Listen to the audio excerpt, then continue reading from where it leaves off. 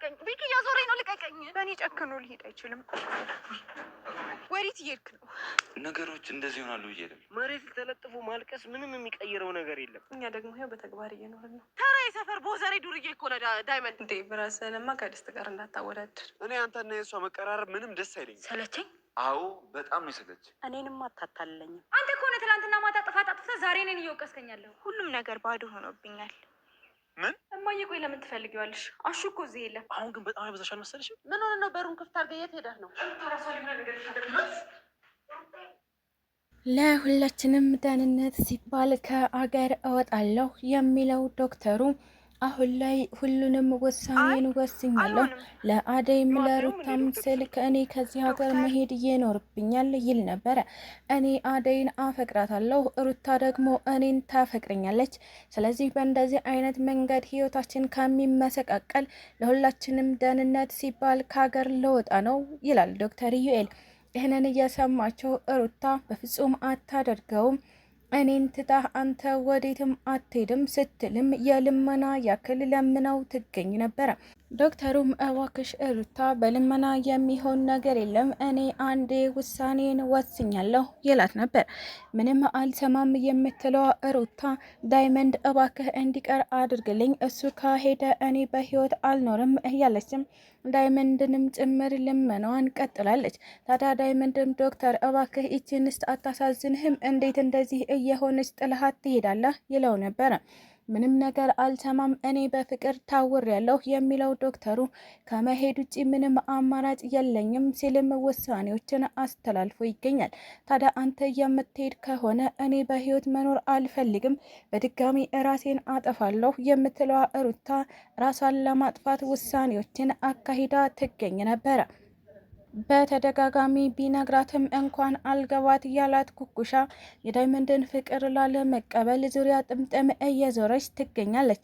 ኩኩሻ ምንም እንኳን ፍቅሩ ገብቷት እንዳልገባት እየሆነች ብታስመስልም ነገር ግን ዳይመንድ በየጊዜው ፍቅሯ እየገዘገዘው እንደሆነ በትክክል ተረድታው ትገኛለች። ታዲያ ለዳይመንድ የፍቅር ጥያቄ መልስ ለመስጠት ውሳኔ ያልወሰነችው ኩኩሻ አሁንም ስለምን ፍቅር ነው የምታወራው? እኔ እናንተ ፍቅር የምንጫወትበት ጊዜ ላይ አይደለንም እያለችም ሽሽቷን ቀጥላ ትገኛለች። ሰላም ውድ ቤተሰቦቼ እንዴት ናችሁ?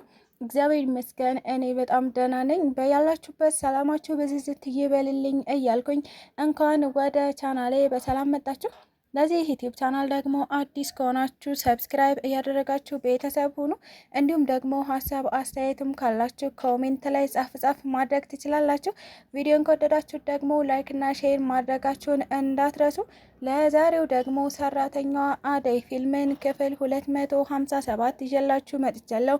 እስከ ቪዲዮ ፍጻሜ አብራችሁን ቆዩ። አደይ እንግዲህ የባለፈው ክፍል ላይ እንዳየነው ዶክተሩ ለዳይመንድ ወደ ካናዳ ሊሄድ ነው ሲልም እየነገረው እንደነበረ አይተን ነበር። ታዲያ ይህንን እየሰማቸው ሩታ እባክህ ዳይመንድ ስለምን ካናዳ ነው የሚያወራው? እውነቱን ንገረኝ ስትልም ራሷን ለመሳት እየሞከረች ነበረ። ታዲያ ዳይመንድም ሩታ እንደምትሰሚው ነው ዶክተሩ ወደ ካናዳ ሊሄድ ነው እያለ ነው፣ ነገር ግን ምክንያቱ ምን እንደሆነ አላውቅም ይላት ነበረ። ሩታም አይ ዳይመንድ በፍጹም አይሆንም፣ ዶክተር እኔን ጥሎ መሄድ አይችልም፣ አያደርገውም፣ እሱ ከሄደ እኔም እሄዳለሁ ስትል ነበረ እየተሯሯጠች ዶክተሩን ፍለጋ እየሄደች የምትገኘው። ታዲያ ሩታ ዶክተርን ካገኘችው በኋላ ቆይ ስለምን ካናዳ ነው የምታወራው? እኔን ለማጥላት ስትል ነበር በጥፊ ያቃጠለችው። ዶክተሩም እባክሽ ሩታ ተረጋጊ፣ እኔ ካናዳ ለመሄድ አላሰብኩም ሲልም እሷን ለማስቀየስ እየሞከረ ይገኝ ነበረ። ታዲያ ሩታም ለዳይመንድ ሁሉንም ነገር ስትነግረው ሰምቻለሁ፣ አንተ ወደ ካናዳ ልትሄድ እንደሆነ እናም እኔን ብቻዬን ልትተወኝ እንደሆነ ሰምቻለሁ ትለዋለች። እናም ዶክተሩ እባክሽ ሩታ ወደ ካናዳ የሚሄድበት የራሴ ምክንያት አለኝ፣ እናም ለስራ ነው የሚሄደው ተረጋጊ ሲልም ለማረጋጋት እየሞከረ ቢገኝም ነገር ግን ሩታ ዶክተር አታየኝም እንዴ እኔ እኮ እየሞትኩ ነው ትለው ነበረ። እባክህ እንድታክመኝ እፈልጋለሁ፣ እኔ በዚህ ሁኔታ እያለሁኝ በፍጹም ጥለኸኝ እንድትሄድ አልፈቅድልህም፣ ካለበለዚያ ግን ራሴን ሲጣድርጌ ነው የምገለው ትለዋለች። ዶክተሩም ይህ ለሁላችንም ትክክለኛ ውሳኔ ነው። አንቺ እኔን ታፈቅርኛለሽ፣ እኔ ደግሞ ሌላ ሰው አፈቅራለሁኝ። በዚህ ሁኔታ ደግሞ መቀጠል አንችልም። ስለዚህ በውሳኔ ጣልቃ አትግቢ ይላት ነበረ። ታዲያ ሩታም እባክህ በማለት የልመና ጭምር ያክል በጉልበቷ ተንበርክካ ለምነው ትገኝ ነበር። ዶክተሩም አይ ሩታ እኔ አንዴ ውሳኔን ወስኛለሁ፣ ለማልቀይረው ውሳኔ አትልፊ ሲልም ከተንበረከከችበት ጥሏት ሄዶ ይገኛል። ታዲያ ሩታም ዳይመንድ እባክህ አስቁምልኝ፣ እሱ ከሄደ እኔ እሞታለሁ እያለችም ዳይመንድንም ጭምር ልመናዋን ቀጥላ ትገኝ ነበረ። በሌላ በኩል ደግሞ ዴቭ እና አደይ ናቸው። ዶክተሩ እንግዲህ ለመጨረሻ ጊዜ አደይን መሰናበት አለብኝ ብሎ በማሰብ ወደነ አደይ ጋር እየሄደ ይገኝ ነበር። ነገር ግን አደይ ጋር ሲሄድ እያገኘው ዴቭን ነበረ። ዴቭም እንደለመደው ዶክተር እዚህ ምን ትሰራለህ ሲልም ጠየቀው።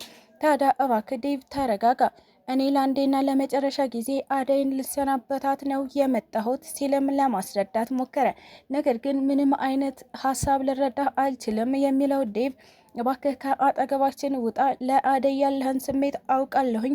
ምክንያቱም ስለሷ ስታወራም ሆነ ስለሷ ስታስብ ሰውነትህ፣ አፍህ እንዲሁም እጆችህ ሁሉ ነገርህ ይንቀጠቀጣል ይለው ነበረ። ዶክተሩም እባክህ ዴቭ ስለምንድን ነው የምታወራው? ለእናንተ ስኬት እና ለእናንተ እድል እኔ በጣም ደስተኛ ነኝ። እናም ጥሩ ምኞቴ ልገልጽላት፣ ከዛም ደግሞ ወደ ካናዳ ሊሄድ ስለሆነ ልሰናበታት ነው የመጣሁት ይለው ነበረ። ታዲያ ዴቭም አደይ ስንብት አያስፈልጋትም፣ ማነህና ነው አንተ አደይን የምትሰናበታት ይለው ነበረ።